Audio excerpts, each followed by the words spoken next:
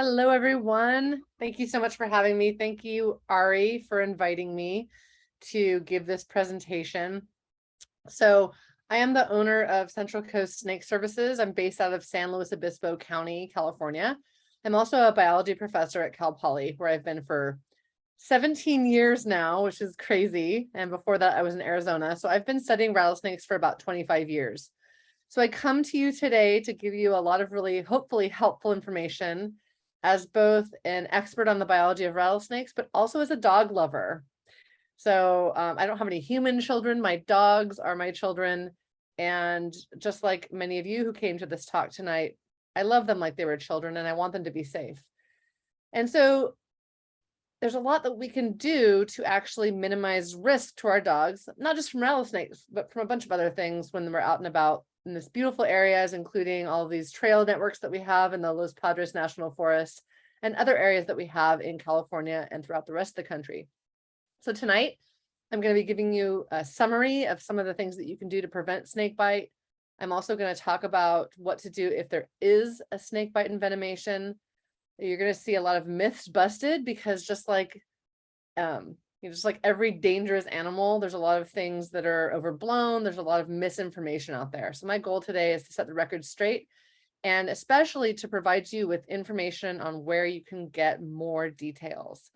So as you're going to see later on, especially when we get to the portion on snake bite, I'm going to be explaining to you that I'm a PhD scientist. I'm not a veterinarian. However, I'm going to be telling you ways that you can talk to your veterinarian about obtaining best possible care and ways that you can actually access snake bite specialist veterinarians to be able to get input to be able to help your dog and advocate for your dog. So let's go ahead and get started. Okay, I think it's pretty clear that dogs and rattlesnakes don't mix, right? These are things that, dog owners are always worried about. Some dog owners are pretty mellow about it. They're like, oh, the dog's going to be fine. And some dog owners are so worried about it that they actually don't take their dogs, into the wild very often. They tend to stick to, their neighborhoods and so on. And I'm here to assure you that you can keep your dog safe from rattlesnakes. First of all, rattlesnakes don't want to bite dogs. They don't want to bite people. They don't want to bite anything that's really, bigger than a mouse or a rabbit. They want to bite things they can eat. And when snake bites occur, to a would-be, larger animal like a dog or something, it's because the snake thinks that the dog is a predator. It thinks that dog is like a coyote who's come to eat it. Because indeed, coyotes, mountain lions, bobcats, badgers, and plenty of other things, that's what eats rattlesnakes. So the rattlesnake's going to defend itself. And so our job as pet owners is to take advantage of the fact that dogs are brilliant animals. They're not ornery like cats, right? We can actually train our dogs, or many of our dogs, to be able to avoid rattlesnakes. So that's one thing we're going to be talking about tonight. We also are going to discuss whether or not there's any medical interventions we can do as a preventive measure. And then we're going to talk about some things that kind of go unsaid, but are not celebrated enough, like the magical leash. So here is an outline of the talk tonight. We're going to focus on several themes for keeping your dog safe in snake country. And the first thing is the leash. Again, pretty obvious, but I'm going to sing its praises. The next thing we're going to discuss is the rattlesnake vaccine, which is marketed and maybe presented by your veterinarian as something to consider. It's marketed as something that is not going to be a substitute for treatment, but potentially may give your dog extra time to get to the veterinarian. And as you're going to see, I do not recommend the rattlesnake vaccine based on the current data. We'll discuss rattlesnake avoidance training, a couple different ways that that can occur, and I'll be able to announce to you a local workshop that is occurring in San Luis Obispo in August. And then we're going to go into the idea about like, well, okay, that's all good and fine if you're out in the trails with your dog doing adventures, like maybe on this long weekend. But what about if the rattlesnakes are coming into your yard? What about if your house is up against a natural area? In that case, we'll discuss things like how you may want to alter some of your landscaping to make your yard less attractive to rattlesnakes. Or we'll talk about rattlesnake exclusion fencing, which is one of the more dire things that you can do if you seriously have a rattlesnake problem in your yard. And then finally, we're going to talk about snake bite first aid and treatment. So there's about 30,000 or so envenomations of dogs every year in the United States. That's orders of magnitude more than there are people. And that's because dogs like to do this, they like to sniff things. So not only are they more likely to get envenomated than a person, but they're more likely to get envenomated in the face. Luckily, there are good treatments that can help most dogs. And so we'll discuss what those are. And unfortunately, there's a lot of misinformation, even among some veterinarians, about what to do. We'll highlight the things that you should and shouldn't do. Okay, so like we said before, dogs are curious beasts, and dogs have, decent hearing and good vision, but their sense of smell is their major sense. And so when a dog smells something interesting, or when it sees a little wiggling creature, as we all know, the first thing it's going to do is it's going to go down and sniff it. Whereas we may have more of an instinct as people to kind of step back when we see a snake and go, what is that thing? Dogs are going to sniff it. And this can be a major problem, but it also can be used to help us with mechanisms to prevent this from happening. So I used to take my dogs on hikes and let them off leash. I used to let them run around all the time. And honestly, the main thing that changed that was that over the years, it's become apparent that some people take their dogs on walks and their dogs are unpredictable and they don't want other dogs running up to them. In fact, my dog that I have right now is one of those unpredictable dogs. So it's become more obvious to me to have her on leash, but there's other reasons too. Leashing your dog is the single best thing you can do to protect them from not just rattlesnakes, but also from other things that could be an issue around our, parks, our trails, and so on. Poison oak. I've gotten poison oak a number of times from my dog barreling through the bushes and then bringing it back and rubbing it on me. Ticks, right? You don't want to have your dog covered in ticks, potentially ticks that can carry certain diseases too. Those foxtails, which are the seeds that are in some of the non-native vegetation, especially this time of year, they basically burrow right into the skin. And I've spent thousands of dollars on 3 separate surgeries for my dogs. I pretty much think that our local emergency veterinarian, basically their whole paycheck comes from dealing with these foxtail surgeries. So keeping your dog at your side via a leash can reduce the risk of that too.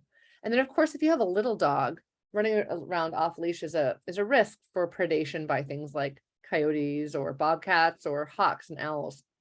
And so leashing your dog oftentimes goes underappreciated. Now, of course, leashing your dog, which is the best thing you can do, is not totally foolproof, but it is something that you can do that helps a lot.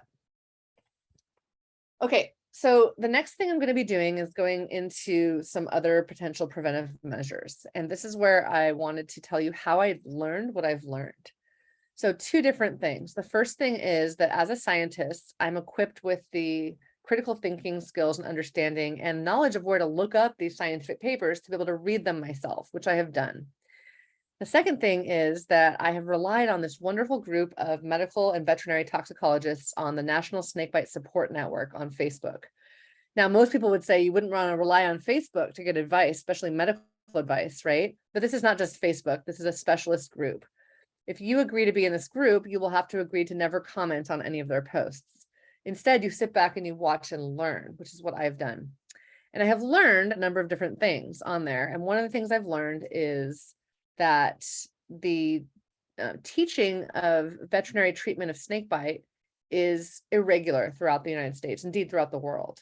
Many veterinarians may have learned this briefly back in veterinary school and have not had the chance to treat very many dogs and cats. And I'm here to tell you that a lot of progress has been made in the past 10, 20 years in terms of what are the best treatments.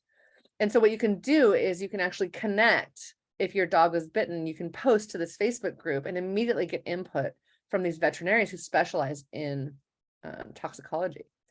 So just like you would be more likely if you had some sort of specialist issue to go to your cardiologist or your neurologist rather than your family practitioner, same sort of thing here, right? Why not go to a veterinary toxicologist? But you can't wait weeks to get an appointment when you have an emergency. This has now allowed people to connect almost immediately with veterinary toxicologists. So that is where my recommendation against getting the rattlesnake vaccine was solidified. Before that Facebook group ever existed, I had a blog many years ago where I said, I don't think that this is a very good idea, but now it's been solidified by them. So the rattlesnake vaccine is something that is marketed by many veterinarians as being something that can cause your dog to produce antibodies against rattlesnake venom proteins, and that those antibodies may actually buy the dog some time on their way to the veterinarian. It's not marketed as something to replace treatment, which treatment, as you'll see later on, is going to be with anti-venom, which is a huge dose of antibodies that have been made in a horse or sheep host that will help to neutralize the venom when your dog has been envenomated. Instead, the vaccine is meant to kind of prime the immune system, much like vaccines are meant to prime our immune system against things like the SARS-CoV-2 virus and other viruses. But the problem with this is biology, right? I'm a biology professor. I teach courses in immunology, and I know that this isn't the way that the immune system works. Take it this way. If you were vaccinated against SARS-CoV-2 to prevent being infected and prevent getting COVID-19, what it does is it induces your body to make memory cells that then can mount an immune response really rapidly when you get infected with those first few viruses. And that allows your body time to mount that immune response before the virus can ever take hold or can ever become a really serious infection. However, with a snake envenomation, you get this massive influx of proteins all at once. It would be like if your body was overtaken by a massive number of viruses all at once, which it's not, right? It starts slowly. So there's no way that antibodies should be able to confer protection against a massive influx of proteins. And sure enough, the data suggests that this is true. Here's a snippets right here on the left-hand side of a number of papers, all of which cast doubt on whether the rattlesnake vaccine actually works. I should note, first of all, that if you're surprised by this, if you're thinking, but well, then why are they allowed to sell it? It has a conditional approval by the USDA, and conditional approvals are not required to show that they work. They're simply required to show that they're safe. So they have not had to show that it works. So you can look at some of these titles, but the bottom line is that they say things like, there was a number of dogs that were like 15 of the 271 that were included in the study were vaccinated. And what they found was that there was basically no measurable benefit identified associated with rattlesnake vaccination. So it was basically like a placebo. In addition, there was another study, this one down here, that showed no statistical difference in morbidity or mortality between vaccinated and unvaccinated dogs. So those things caused me to say, oh, well, it probably doesn't necessarily help, but it certainly probably doesn't hurt. And this was something that I then learned more about by reading this paper down here on the bottom, suspected anaphylaxis and lack of clinical protection associated with envenomation in 2 dogs previously vaccinated. What this showed is that 2 dogs actually went into anaphylactic shock when they were envenomated after being vaccinated. Now, it's only 2 dogs, right? It's probably very rare. But what it's suggesting is that in some dogs, their immune systems may be actually primed to go such that when they actually get envenomated, if they, God forbid, get envenomated, that their immune system goes haywire, goes overreacts, and the anaphylaxis can actually cause death.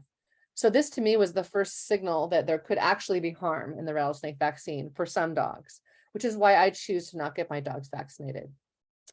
That said, a number of veterinarians are going to recommend it. And this may be for different reasons. This may be because they had learned it as a standard protocol when they were in veterinary school.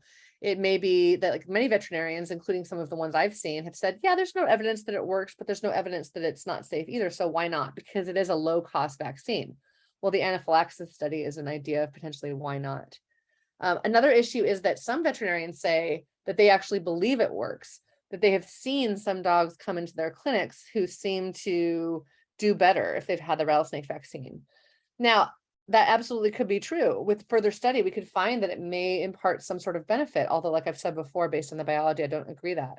More likely what this is confirmation bias, which is something that all of us, veterinarians, scientists, physicians, everyone, are guilty of doing, right? Which is the idea that if someone comes in and they say the dog was vaccinated and the dog lives, you're likely to attribute that to the vaccine. Whereas if a dog doesn't live and it wasn't vaccinated, you're likely to attribute that to that fact. So those are going to, if you don't do it with a scientific study, those are going to confirm our bias, which is to hope that the vaccine would work. So all in all, these studies suggest that the vaccine does not work and is something that you shouldn't be wasting your time with. Moreover, one of my biggest concerns about the vaccine is that some people may get their dogs the vaccine and they may not understand that the vaccine is not a substitute for antivenom, that the vaccine is absolutely not meant to be a treatment or a preventive measure for it. And so people sometimes don't take their dogs to the physician, to the emergency vet if they're bitten. They absolutely still need to go no matter what. Okay, so let's move on to another form of prevention, which is something that I feel more strongly about, more positive about than I do about the vaccine. And that's rattlesnake avoidance training. So there's kind of two main methods that people use for rattlesnake avoidance training. One of them, which is shown here, is that the dogs have an e-collar on them. And then you have what's like a safely muzzled rattlesnake down there as a stimulus. The dog will go down and sniff it, and then the trainer will deliver the dog a little buzz on its throat, which dogs find very uncomfortable, and they back off. And what they immediately do is they pair that uncomfortable stimulus with the smell, sight, and sound of that rattlesnake. Usually trainings will involve several different stations. Some of them may have a shed skin, some of them may have the sound of a rattle. But I've seen this now done, that's a rattlesnake aversion training. I've seen it done on hundreds of dogs with workshops we've hosted at my property. And it works really well. The dogs learn extremely fast to stay away from rattlesnakes. Now, no studies have been done on the long-term efficacy of this, right? What I can see is that dogs who come back the next year are more likely to walk up the first time and say, nope. So they remember. I've also seen my own dog back away from one live rattlesnake that I hadn't seen when we were on a hike and she was on a leash, but I would have walked right into it. And then also a shed skin that I did see, and I kind of walked up to it to see if she would notice it, and she pulled away in both cases. Now, rattlesnake avoidance training is only, oh, before I tell you about that, let me back up and say what the other kind is. The other kind, which I'm less familiar with, is a positive reinforcement training that some trainers are now doing, where instead of using the e-collar, because some people prefer not to use that treatment for their dogs, some people are now doing positive reinforcement training. I don't know anything about the efficacy of positive reinforcement training, so I'm not going to comment on it, but I did want to put it out there that that's something that you may look for in your area if that fits with your ethos on training for dogs. So I wanted to mention, though, that rattlesnake avoidance training is only good as, you know, as trainable as your dog is, right? So your dog needs to be a trainable dog. They need to be able to pay attention during the time period. And then another big caveat is that this is going to protect your dog from going up and sniffing a snake or biting a snake or messing with a snake and getting envenomated in the face. This is not necessarily going to stop your dog from stepping on a rattlesnake if they're running through tall grass, for example. Another reason there why keeping your dog on a leash is so essential for their health. So it's not foolproof, but it is something that's really good. And it's not very expensive. Prices range from $80 is about the lower end price that I've seen, up to about $210 now here on the Central Coast. And they recommend that you take your dog there once every couple, 2 or 3 years, until the trainer says your dog is ready to go. I do want to warn you all that you want to find the right trainer, right? So I've noticed a kind of upswing now in snake people like me who are becoming dog trainers. Well, let me tell you right now that if you met my dog, you would see why I shouldn't be training dogs. She's naughty. She's a naughty dog.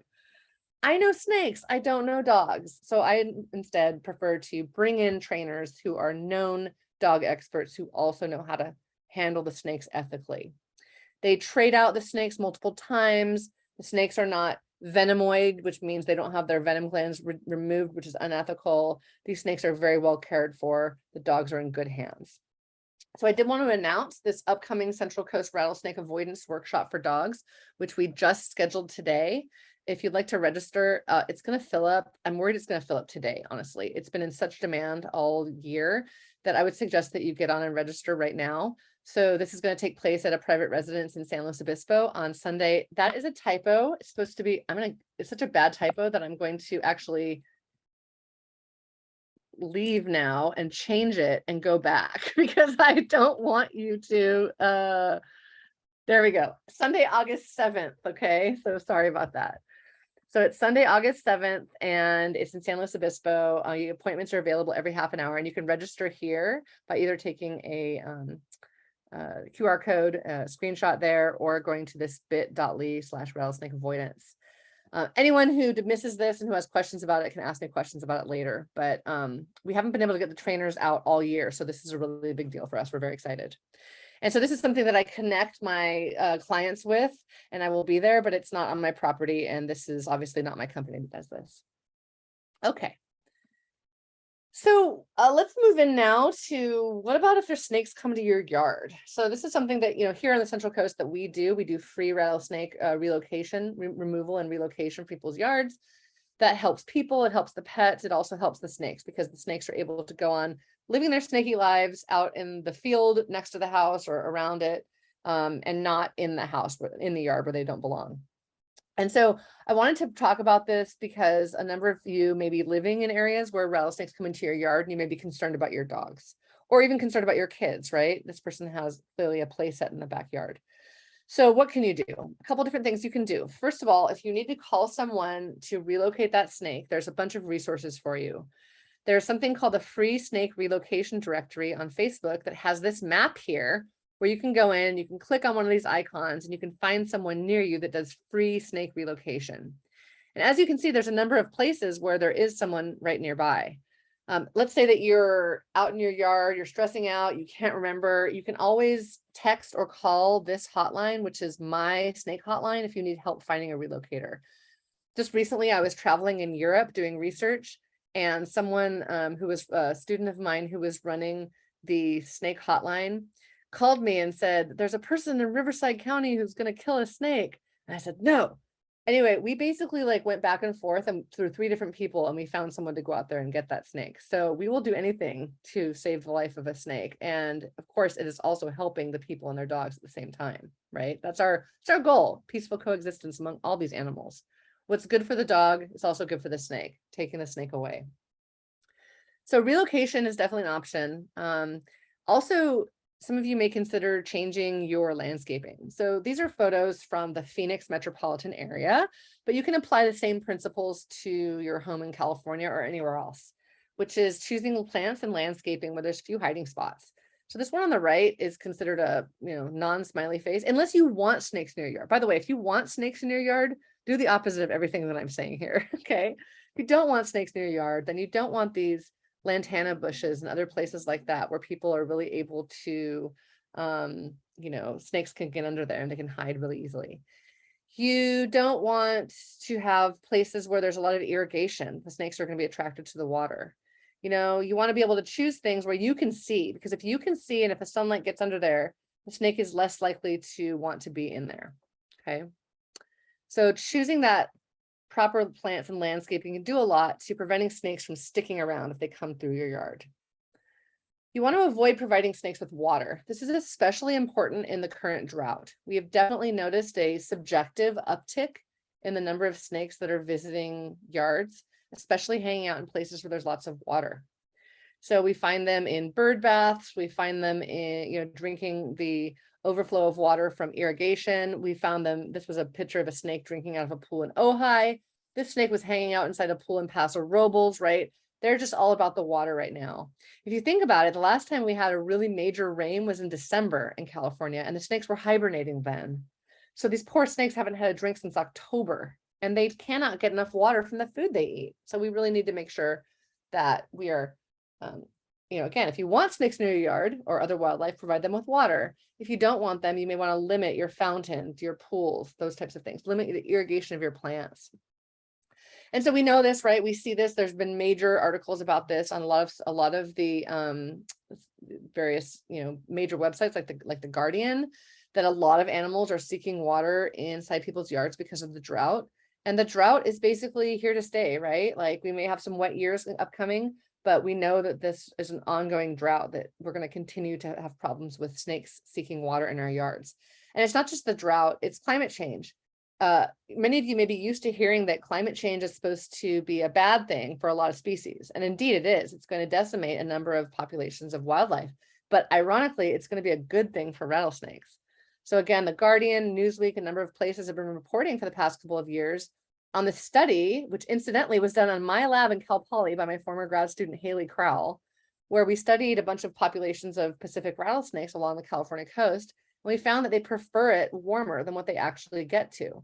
So what we mean then is that earlier in the spring, they'll be more active due to climate change. They'll be able to stay out longer during the day, come out earlier in the morning, later at night. Shorter winters, which means more snake activity throughout the year. They're going to do better. What this means is that rattlesnakes are a continued issue and that you may need to deal with rattlesnakes in your yard if you continue to get rattlesnakes visiting. And so the solution for that, but which is a dire one, it's a major one, but it's really appropriate only for you if you have serious problems with rattlesnakes in your yard. And if you have like little kids or dogs that you want to protect, it's called rattlesnake exclusion fencing or rattlesnake proof fencing, some people say. And this involves attaching 1/4-inch hardware cloth. Many people use 1/2 inch, and that's terrible because baby rattlesnakes will crawl right through it. And you're going to trench that into the ground so they can't get under it and make it at least 30 inches high so they can't get over it. You attach that to your existing fencing and you're good to go. Aha, but you're not, because the gates are so hard to do. And this is why expert installation is recommended. We do this installation in California, but to be honest with you, we usually try to talk people out of it because it's a major job and it's really only appropriate for people who have serious rattlesnake problems. Doing the gates, so by adding metal plates across the bottom, for example, and putting pavers or cement bottoms, is a huge challenge to keep that 1/4 inch all the way around and keep it functional and looking good. So if any of you have any questions or want to talk about rattlesnake exclusion fencing, even DIY jobs, I'm glad to help you with that because it is a proper solution for some people. Okay, so I want to change gears here and talk about the last major thing in this presentation, which is in the event of a bite. So Ghost here on the right-hand side was bitten by a northern Pacific rattlesnake to the snout, which is where many bites are. And that was when he went down to sniff it, like many dogs do. I'm happy to say that Ghost did recover just fine. He now lives in Maui. He's living the island life with his mama, Ashley, who gave me this picture, former student of mine. But he did endure a very painful and very costly to his parents bite. And so obviously preventing bites via the rattlesnake avoidance training and via leashing is very important, but bites are still going to happen occasionally. So I want you to be equipped with what to do in the event of a bite happening. Okay, so snake bite first aid. Immediately you want to remove the collar, and that's because swelling can occur really rapidly, and you don't want that collar to be becoming very tight and potentially choking the dog during this swelling.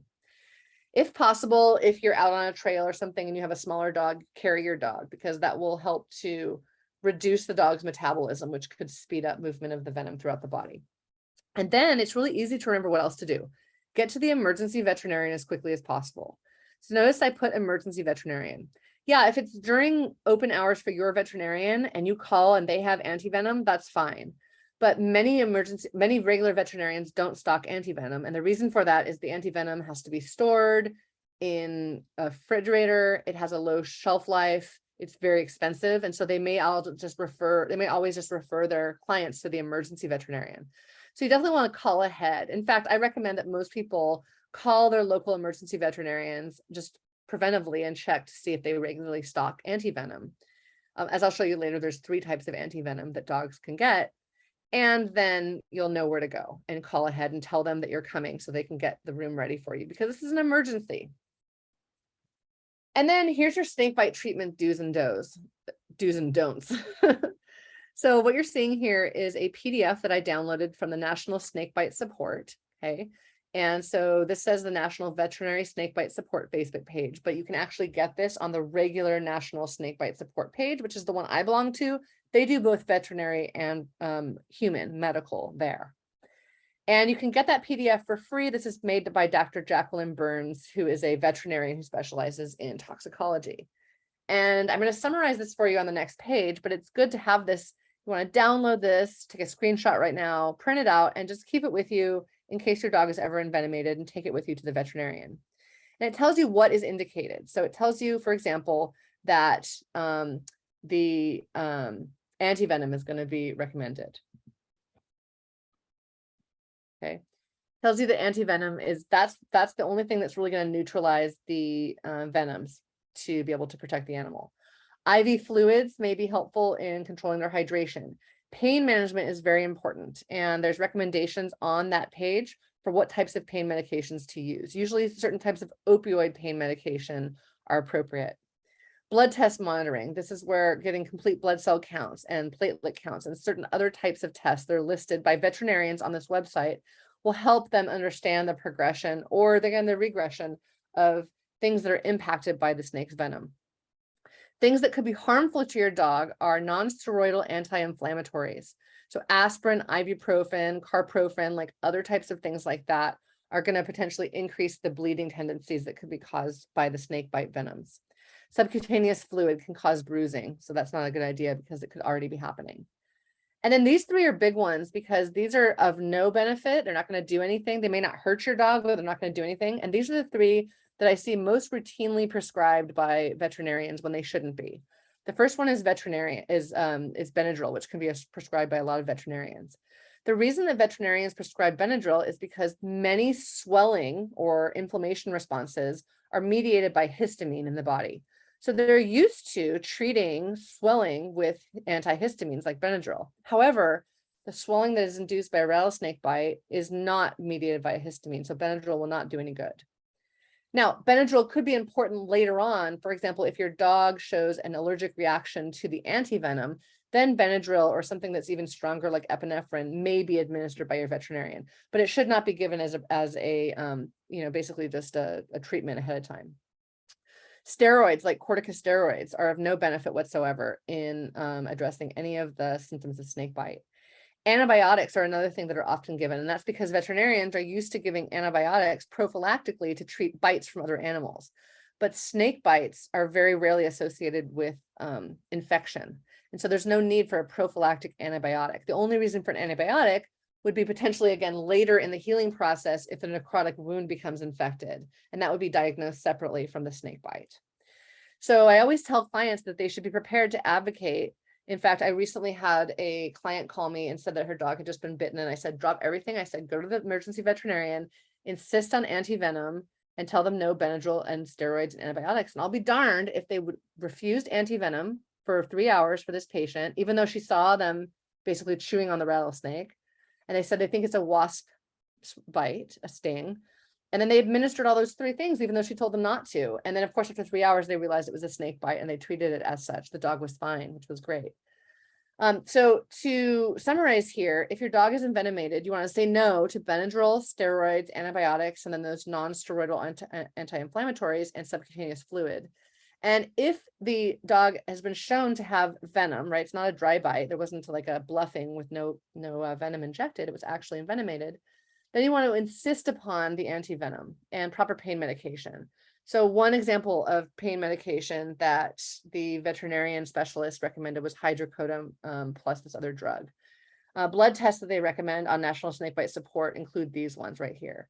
So the nice thing is that you don't, and IV fluids, of course, you don't have to remember all this, because if your dog is envenomated, you can actually go to National Snakebite Support and you can post photos and symptoms and your location. They're going to want to know those things. So you start with those of your dog's bite, and they will help you. They will look at the lab tests, these CBC tests, for example, and look at those, and they will tell you exactly what they think your veterinarian should be doing. So it's just a huge resource. They do this all for free. It's a nonprofit. And they're actually starting other programs as well. They're starting to be doing some fundraising pretty soon. They haven't started yet, to be able to provide a source of funding for people whose dogs were bitten, but they can't afford the treatment.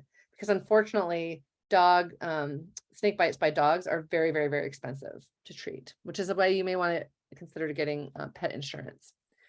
So there are 3 brands for antivenom for dogs, Venom Vet, Rattler, and this BI antivenom, and all are effective.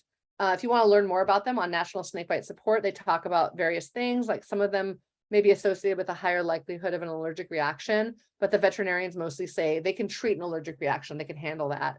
And so the best one is the one that your veterinarian has and that you can get. The cost is $300 to $1,000 per vial, and dogs are going to begin with 1 vial of antivenom. Interestingly, smaller dogs are usually going to they're going to require more aggressive antivenom treatment. You would think that a bigger dog might be like getting more venom or something, but the smaller dogs, it's a dilution effect. They require more antivenom. And so the overall treatment costs can start at something like $800, although I rarely see them that low. They're usually well into the thousands, and they can even be more than $10,000. So this is why pet insurance may be a good thing if you think that your dog is at risk for envenomation, if you live in an area like that. Also, of course, pet insurance covers many other things too. Okay, I'm almost done here. We're almost ready to open it up to the Q&A, but I did want to mention something, because this is a question I get a lot, which is, what about if I take my dog, or just for people, on hikes where we have no access to phone signals. We're miles away from the trailhead. What should we do if we get bitten?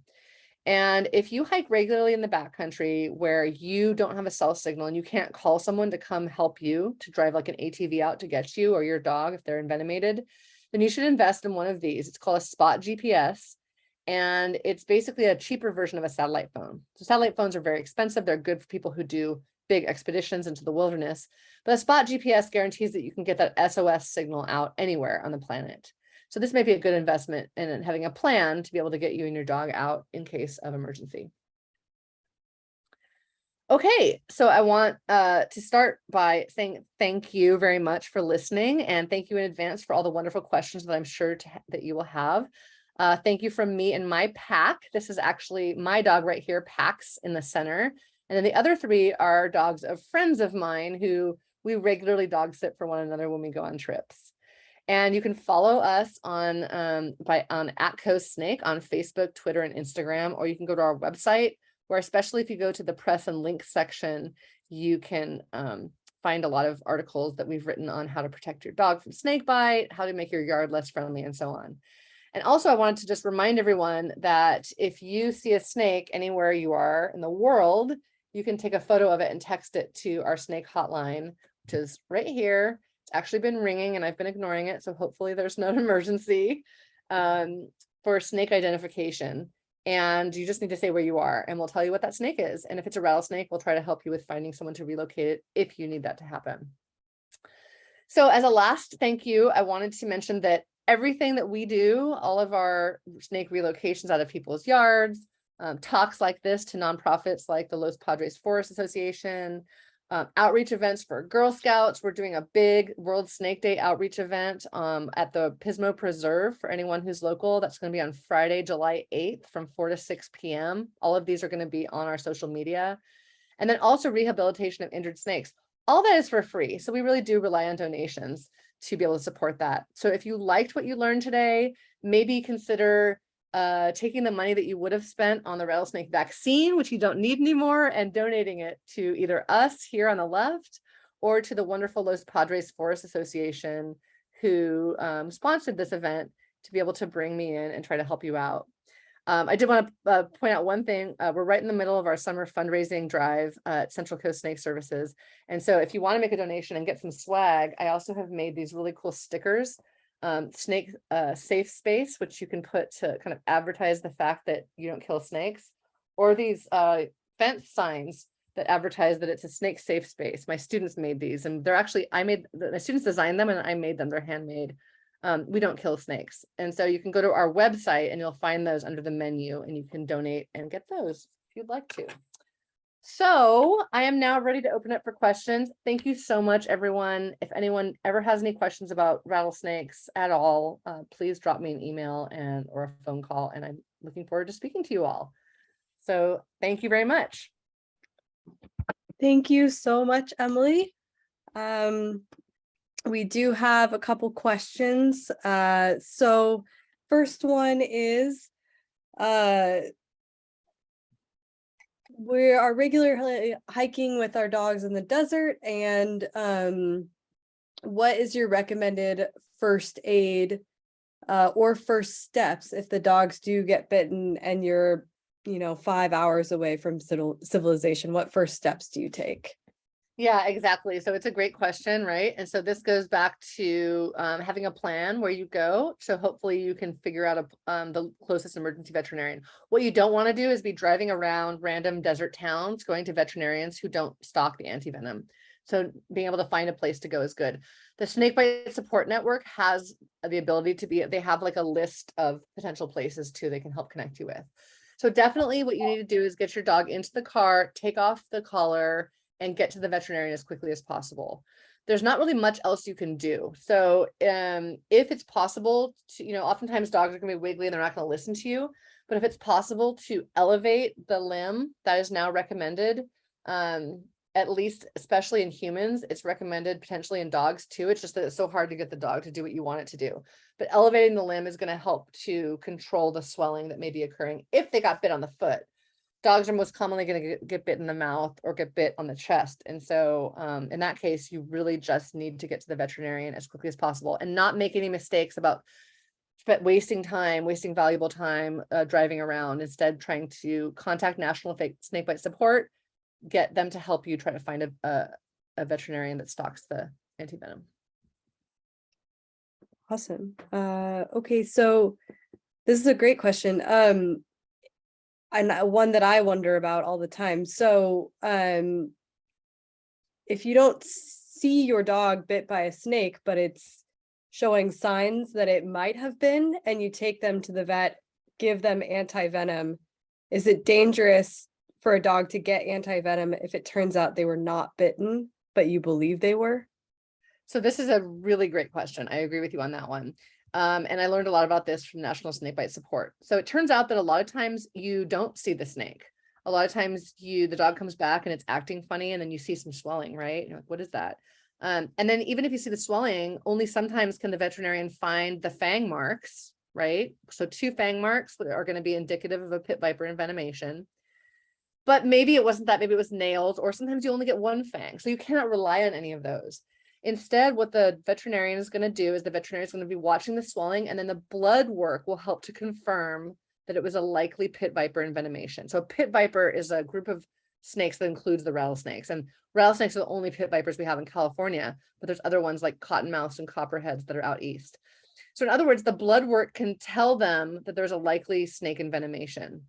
And to answer the rest of your question, which is like, could the antivenom cause problems? Basically, the antivenom is, unless the dog has an allergic reaction to the antivenom, which happens in 10% of cases or less, depending on the type of antivenom. And also the allergic reaction, if the veterinarian is, really watching for that, can usually be managed. Aside from that, there's no negative impacts of antivenom except potentially to your wallet, right? So it is definitely a good idea to try to ensure that a snake bite occurred, but usually you can tell if there's severe swelling, severe bruising, and tenderness, and the dog is in pain. That is the first sign of a snake envenomation. It's almost never anything else. That's usually what it's going to be with something that drastic. And then the blood work can usually indicate it as well. The veterinarian will be fairly confident that that was a rattlesnake bite. Awesome. So do you see the same rate of dry bites in dogs as in humans? Another great question. And I actually do not have any data on dry bites in dogs. And if anyone has any data, I would love to have them. So I do have data in people. A dry bite is when a rattlesnake basically bites a person, the fangs penetrate the skin, but no venom is injected.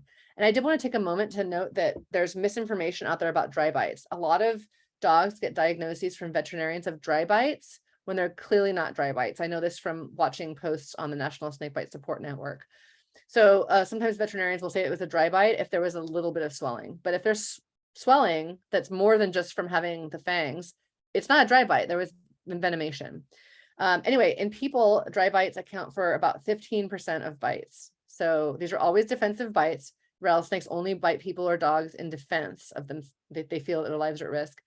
And only about 15% of the time is it a dry bite. So 85% of the time to a person, it's an envenomation. I've never heard any data on this for dogs. I imagine it would be pretty difficult to collect, but my guess is that it would either be about the same or potentially a lower rate of dry bites. And that may be because, if anything, rattlesnakes would be more likely to consider a dog to be a predator because it resembles the predators they've evolved with, things like coyotes and so on. But that's just conjecture. At any rate, dry bite rates are very low. And when a snake is bitten by a rattlesnake, it's almost always going to be an envenomation. When a dog is bitten by a rattlesnake, it's almost always going to be an envenomation. Okay. And when dogs have gone through rattlesnake avoidance training, do you see them hesitant to interact with other snakes as well? Another wonderful question. So I've actually asked this to the trainers a lot because they're the ones who would know this. And they tell me that it absolutely depends on the dog. So some dogs associate that rattlesnake with anything that's kind of like long and squirmy. And so sometimes even a rope on the ground, they're like, what's that? They get all freaked out about it. And so there's my dog saying hello. And and so it depends on the dog. And some of them, on the other hand, have no problem with things like king snakes or gopher snakes or even a dead rattlesnake, because they're relying on the smell. And the smell of a live rattlesnake is totally different than the smell of a dead snake or the smell of a gopher snake. So for this reason, it really just depends on the dog.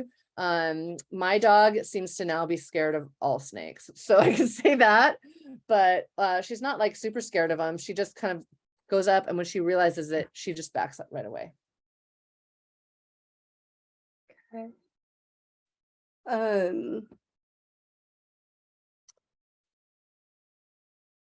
Okay, do we, this isn't explicitly about rattlesnakes, but do we know of any instances of negative effects of bites from semi-venomous snakes, like I think it's lyre snakes or some snakes like that?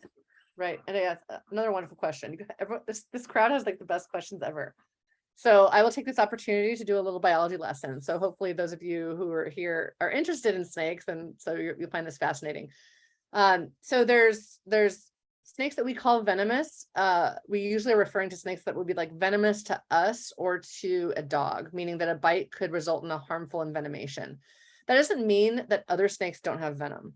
So rattlesnakes in California are the only dangerously venomous snakes. They're the only ones we have to worry about as people and dogs. But there's other snakes that produce a venom that just doesn't really harm us. Like maybe it harms the salamanders that they eat or the scorpions that they eat, but it's not a big deal for us. And so lyre snakes are an example of what are called rear-fanged snakes, where they don't have fangs on the front like a rattlesnake.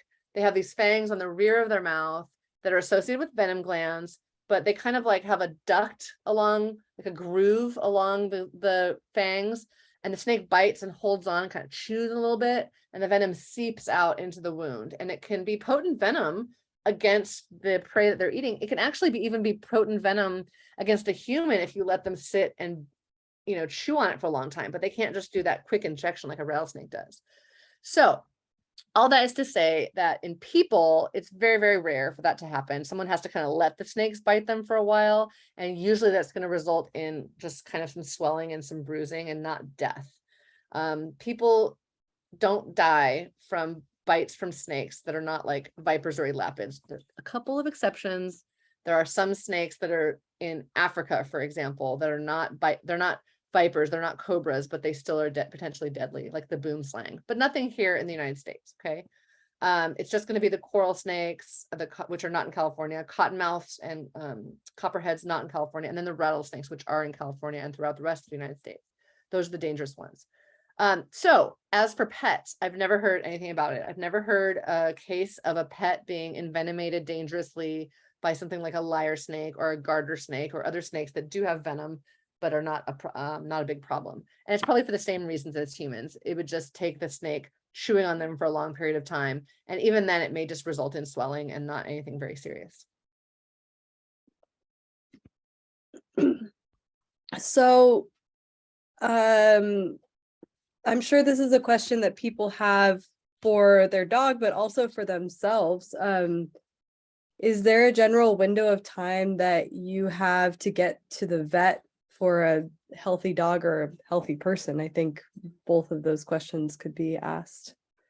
Yeah, it's a good question. And there's no good window of time because every bite is so different. So the severity of a bite, you can, like, if you go to the National Snakebite Support, there's some papers there where they show you the way that the physician will calculate how severe the bite was. It depends on so many different things. It depends on the size of the snake. So contrary to popular belief, bites from bigger snakes are more dangerous because they inject more venom. Baby rattlesnakes can control their venom. It's not true that they can't.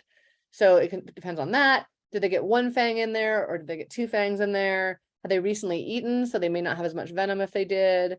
Is the person or the dog, their size is really a big deal. So the worst bites are going to be for smaller dogs, older dogs, and brachycephalic dogs, which are dogs with snub noses, like boxers and pugs, for example, because they may have trouble breathing if they get bit in the face. Those types of things are so important that it's really difficult to define a window. So that's why all physicians and veterinarians are going to say as quickly as possible. So it's really sad to talk about it this time of year. There's so many snake bites to dogs, especially being posted on National Snakebite Support because it's totally snake bite season, especially in the Midwest where there's a lot of copperheads, that I've been seeing a lot of cases, and a lot, like we saw a Yorkie that passed away in 45 minutes the other day, right? But that's rare. Usually they have more time than that. And oftentimes a dog may not even die at all. We won't know because they're going to get the treatment. They may not die at all, but they could suffer very, very serious pain, even disfigurement, right? Because the rattlesnake venom is kind of eating away at the ligaments and tendons. So it's hard to answer that question, if that makes sense. The other thing I forgot to mention is that all snakes' venoms are different. So different species have different toxins in them that may make them more or less toxic. Even within a species, it varies dramatically in terms of its geographic variation of venom. So if the dog is bitten by a rattlesnake, you see the rattlesnake, and if there's swelling occurring and the dog is in distress, you just have to go as soon as possible. There's no timeline. Same thing with people. Okay.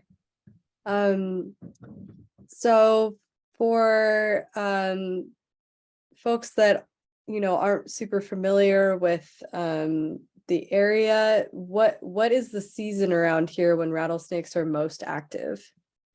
Yeah, so rattlesnake season is something that people ask me about a lot, and I generally say, well, first of all, if you're on a coastal area, it could be year round. So if coastal California, where the nighttime lows don't get super cold, rattlesnakes could be up any time of the year. Now, they don't tend to be up. They tend to hibernate from about mid-November through late February, early March. That's the time of year when you're least likely to see a rattlesnake. And if you're inland where you get the colder winters, then you're probably not going to see one. Notice that I don't say you won't see one, because you never know, right? And then spring and fall are going to be the mating seasons for rattlesnakes. So that's when you're most likely to see them out, like crawling across a trail. That's when the males are looking for females. So this is going to be from March through, May. Really peaks, in my opinion, in mid-May on the central coast. That's when that's when we get most calls of rattlesnakes, and we see them moving around most. That's the same time we see all the king snakes and gopher snakes cruising around as well. And then the summer, they seem to go down a little bit, but that's because they're mostly staying put in one spot. They're on the surface, but they're eating. They're not moving as much. So all summer long, it's possible to encounter rattlesnakes, just not as likely that you're going to see them, especially not in the heat of the day. If it's really, really, really hot out and you're out in the open in the sun, you're very unlikely to see a rattlesnake. So rattlesnake season tends to be mainly from March through October, but you can see them outside those seasons in various places depending on the weather. As a rule of thumb, I like to say that if you're comfortable being outside in shorts and a t-shirt, the snakes are comfortable as well. So if you're too cold or you're too hot, then you're probably not going to see snakes unless they're hiding underneath something.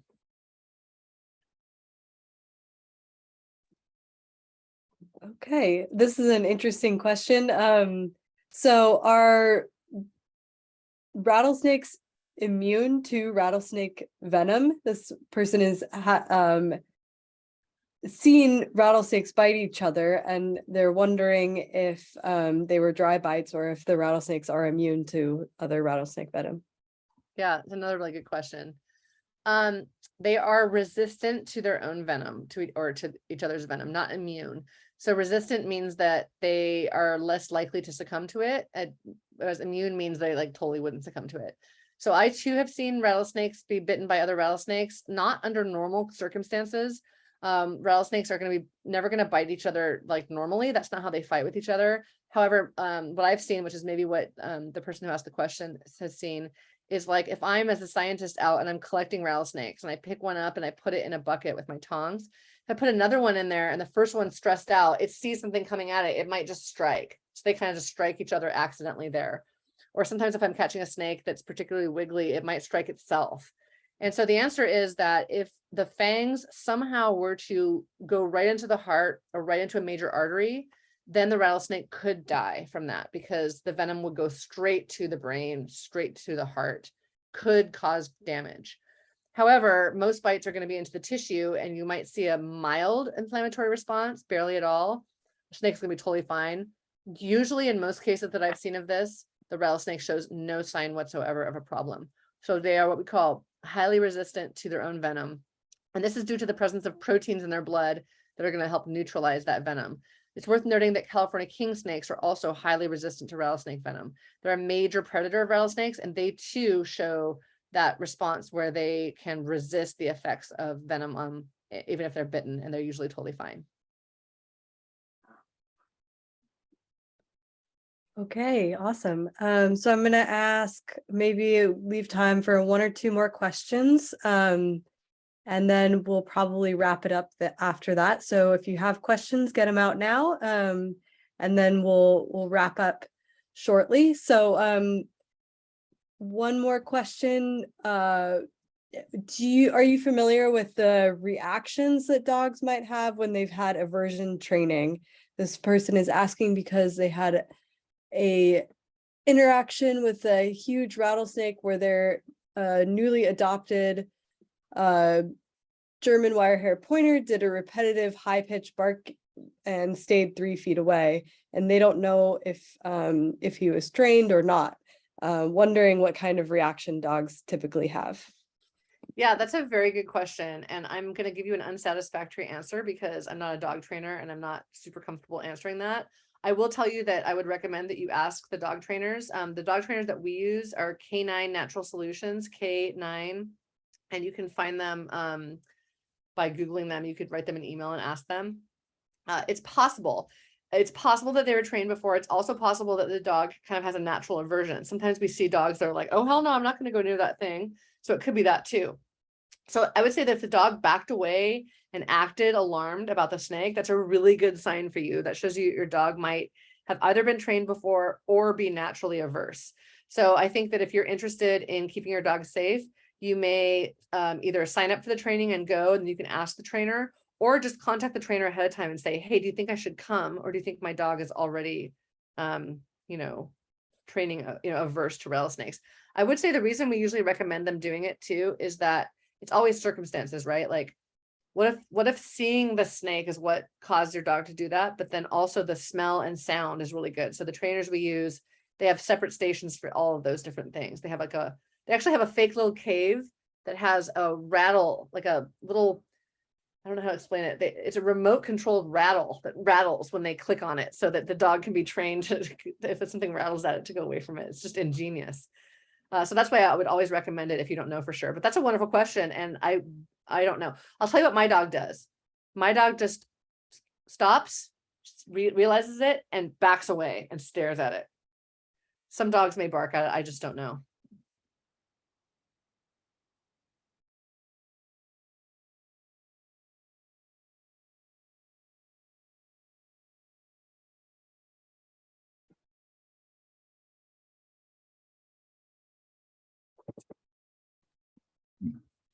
Other questions?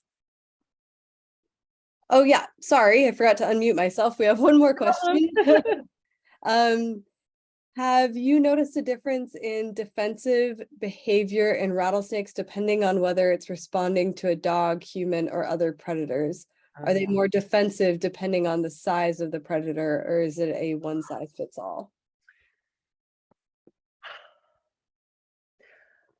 So I certainly haven't noticed that because I've not witnessed it enough times. I wouldn't try to ever, let a dog get close enough to elicit that response in a rattlesnake, because most rattlesnakes don't do that. Most rattlesnakes who are coiled up like a little cinnamon roll, they stay that way. They don't give themselves away by rearing up and rattling unless they know that they've been seen.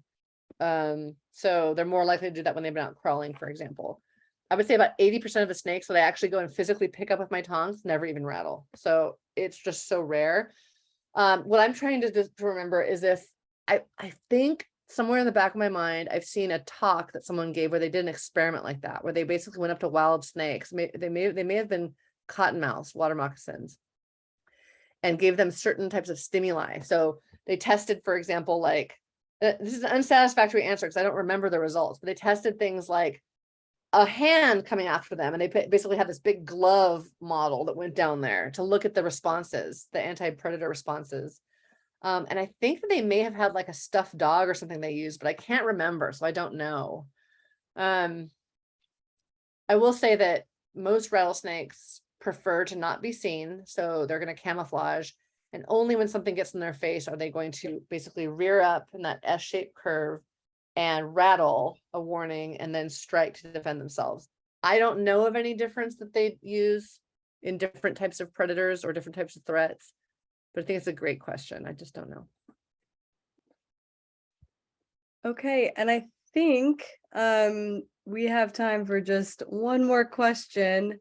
So I'm gonna ask the last two questions at the same time because you kind of answered this one already. Should you expect a rattlesnake to rattle? And then what is the strike distance when a snake uncoils? Yeah. So rattlesnakes totally don't rattle, y'all. It's crazy. Like, people don't believe me. And then as soon as I take mentees out into the field, they're like, oh my God, they don't rattle. So the ones that you see that do rattle are a fraction of the rattlesnakes that are around you. Rattlesnakes make a living off of not being seen. Now, this does vary by species. So before I moved to California 17 years ago, I studied Western diamondback rattlesnakes in Arizona, and still more than 50% of them never rattled, but they're more likely to rattle in general. So yeah, no, they don't rattle. They don't rattle before they strike. They don't necessarily rattle ever. So that is a total misconception. And then as to the distance of the strike, that, you know, sometimes doing interviews with scientists is annoying because I always answer how it depends, but it's true. It does depend. It depends on a lot of things. It depends on the size of the snake, the position that it's in. And that has been studied a number of times. You see things where people say things like half the length of its body, but I've seen rattlesnakes that have been a little more wiggly than that, strike a little further than that, just myself. So what we tend to tell people is that if you're going to look at a rattlesnake and watch it from afar, if you're about 5 feet away from it, then that's, you definitely don't want to get any closer to that than that. They cannot strike at you from 5 feet away. They're not going to chase you either. Snakes don't chase people. If you've heard people say that, it's not true. No one has ever gotten it on video ever. Like, it just doesn't exist. And so what I tell people who see them in the wild, I say, stay about 10 feet away, admire them from afar, take a picture and share it with me. I love seeing pictures. And if you see one in the trail and you need to go around it and you don't have 10 feet to go, then 5 feet should be fine as well. If it's totally blocking the trail, you can try to get it to leave the trail, maybe by throwing some dirt at its tail. Like, don't throw rocks at it. It could injure it.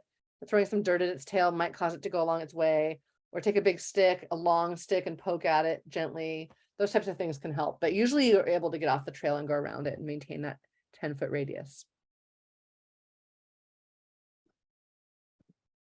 All right. Well, I think that wraps up the night. So thank you everyone for coming. We really appreciate all the support that you can give. And we hope to keep doing talks like this with you, Emily. Thank you. Thank you so much, everyone. Thank you for having me. It was wonderful. If anyone has any questions, feel free to drop me an email or to give me a call. All right. Take care. See you guys.